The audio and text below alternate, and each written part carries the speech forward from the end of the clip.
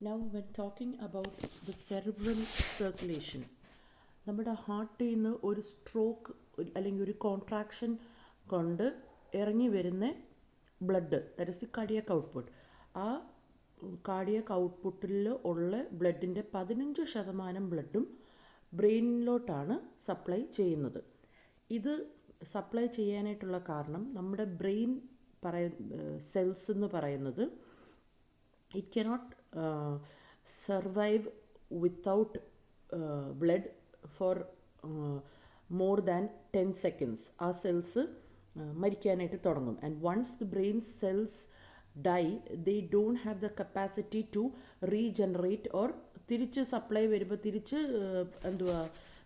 നോർമൽസിയിലോട്ട് വരാനായിട്ടുള്ള കപ്പാസിറ്റി ഉള്ള സെൽസ് അല്ല. They can survive without the supply of oxygen only for a short duration of 10 seconds. അത് കഴിയുമ്പം they will start showing symptoms and അതിന് 1 to 3 minutes these cells will die. So it is very important that circulation is maintained in the brain cells, and interruption of this flow will cause unconsciousness. So ഇങ്ങനെ ഈ ഒരു blood flow interrupt ചെയ്ത് അത് prolong ആയിക്കഴിഞ്ഞാൽ അല്ലെങ്കിൽ കൂടിക്കഴിഞ്ഞാൽ it can cause irreversible damage. Usually ഈ blood flow ഒരിക്കലും കുറയാതെ അതിനെ റെഗുലേറ്റ് ചെയ്ത് മെയിൻറ്റെയിൻ ചെയ്ത് എപ്പോഴും ഒരു കോൺസ്റ്റൻറ്റ് ഈ 15% ബ്ലഡ് ഫ്ലോയും ബ്രെയിൻ സെൽസിലോട്ട് പോകുന്നുണ്ട്.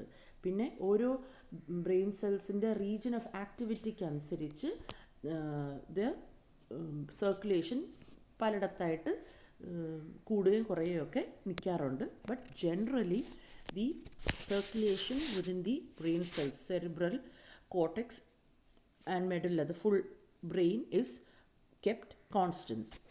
നൗ ഈ റീജിയണൽ ചേഞ്ചസ് എന്ന് പറയുന്നത് എങ്ങനെയാണെന്നുള്ളതാണ്. നമ്മളിപ്പം ഒരു കണ്ണിൽ ലൈറ്റ് അടിച്ചു കഴിഞ്ഞാൽ what is going to happen is it increases the blood flow to the region of the brain which is concern to vision. So നമ്മുടെ ഒരു റെസ്പോൺസ് കാരണം ഉണ്ടാവുന്ന ഒരു റിയാക്ഷനാണ്. അന്നേരം ആ ബ്രെയിനിൽ വിഷൻ്റെ സൈറ്റിലുള്ള, ദാറ്റ് ഇസ് വിഷൻ്റെ ഏരിയ എന്ന് പറയുന്നത് is in the occipital lobe, that is back സൈഡിലുള്ള ബ്രെയിനിൻ്റെ ബാക്ക് സൈഡിലായിട്ടാണ് വിഷൻ്റെ ഏരിയ ഉള്ളത്. സോ ആ സൈഡിൽ കുറച്ചും കൂടെ സർക്കുലേഷൻ വരും. ഇനി നമ്മൾ ഒത്തിരി അപ്രൈറ്റ്, ദാറ്റ് നേരെ കുറേ നേരം നിൽക്കുവാണെന്ന് വെച്ചോ, due to the effect of gravity the blood pressure in the brain is being lowered and this can cause low BP and unconsciousness. So ഇതൊക്കെ ദർ ഇസ് ഓരോ സിറ്റുവേഷൻ അനുസരിച്ച് the blood flow towards our brain കുറയും ഒക്കെ ചെയ്യാനായിട്ടുള്ള സാധ്യതകൾ ഉണ്ട്. However the brain does not show does show the phenomenon of auto regulation.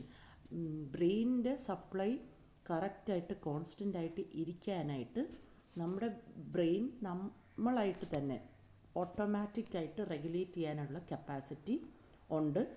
So that the BP is maintain to a constant. ഒരു wide range of stability നമ്മുടെ ബോഡിയായിട്ട് തന്നെ ഓട്ടോമാറ്റിക്കായിട്ട് റെഗുലേറ്റ് ചെയ്ത് കീപ്പപ്പ് ചെയ്യാനായിട്ടുള്ള കേപ്പബിലിറ്റി ഉള്ള സെൽസാണ്. നൗ ഇതിൻ്റെ റെഗുലേഷൻ എന്ന് പറയുന്നത് എങ്ങനെയാണ്? Usually blood flow is determined by nervous control. Neurons ആണ് ഈ BPനെ കൺട്രോൾ ചെയ്യുന്നത് by vasodilation, vaso constriction accordingly. എങ്ങനെയാണെന്ന് വെച്ചാൽ BP കൺട്രോൾ ചെയ്യാനായിട്ടുള്ളത്. ബട്ട് ബ്രെയിൻ സെൽസിലുള്ളത് നെർവസ് കൺട്രോളിനെക്കാട്ടിലും കൂടുതൽ it is more often controlled by chemical factors, that is carbon dioxide contentum oxygen contentum കൂടുതലാണോ കുറവാണോ അതിനനുസരിച്ചാണ് blood flow towards the ബ്രെയിന് more controlled ആയിട്ട് വരുന്നത്. ദാറ്റ് ഇസ് ഇപ്പം ഒരു for example carbon dioxide level brain സെൽസിൽ കൂടി നിൽക്കുകയെന്ന് വെച്ചു. What happens is it will cause the dilation of the cerebral vessels. Brain സെൽസിലുള്ള ബ്രെയിനിൻ്റെ ഇടയ്ക്കുള്ള ബ്ലഡ് വെസൽസിനെ ഡയലേറ്റ് ചെയ്ത് it will cause the increase in blood flow. So blood flow increase ചെയ്യുന്നതനുസരിച്ച് more amount of oxygen can go to the brain cells and decrease the carbon dioxide level. ഇനിയും ഒരാൾ hyper ആപ്നിക്കായിട്ട് ഭയങ്കരമായിട്ടും breathe ചെയ്യുകയെന്ന് വെച്ചു. Over breathing can lower the carbon dioxide level in the body. ആ സമയത്ത് vasoconstriction നടക്കും and ഈ carbon dioxide level കുറഞ്ഞിരിക്കുന്നതിനെ കൂട്ടാനായിട്ട് അതിനെ എപ്പോഴും ബാലൻസ്ഡ് ആക്കി വെക്കാനായിട്ട് നോക്കും. ഇനി അഥവാ ഇങ്ങനെ കാർബൺ ഡൈ ഓക്സൈഡ് ലെവൽ കൂടിപ്പോയി കുറഞ്ഞു പോയി കഴിഞ്ഞാൽ what happens, it can cause dizziness due to decreased blood flow. Vaso constriction നടക്കുമ്പോൾ ഡിക്രീസ്ഡ് ബ്ലഡ് ഫ്ലോ വരും. ആ ഡിക്രീസ്ഡ് ബ്ലഡ് ഫ്ലോ സഡനായിട്ട് വന്നു കഴിയുമ്പോൾ it can cause dizziness. So this is about cerebral circulation. വേറൊരു കാര്യം സെറിബ്രൽ സർക്കുലേഷനിൽ പറയാനുള്ളത്, ഈ സർക്കുലേഷൻ എന്ന് പറയുന്നത് is anatomically called as the circle of Willis. അതിനകത്ത് ഇൻറ്റേർണൽ കെറോട്ടിഡ് ആർട്ടറിയാണ് വന്നിട്ട് ബ്രാഞ്ച് ചെയ്തിട്ട് middle cerebral artery, anterior cerebral artery, posterior cerebral artery ആയിട്ടൊക്കെ ബ്രാഞ്ച് ചെയ്ത് ബ്രെയിൻ സെൽസിന് ബ്ലഡ് സപ്ലൈ കൊടുക്കുന്നത്. I will show you A small diagram on that. See this is the circle of Willis.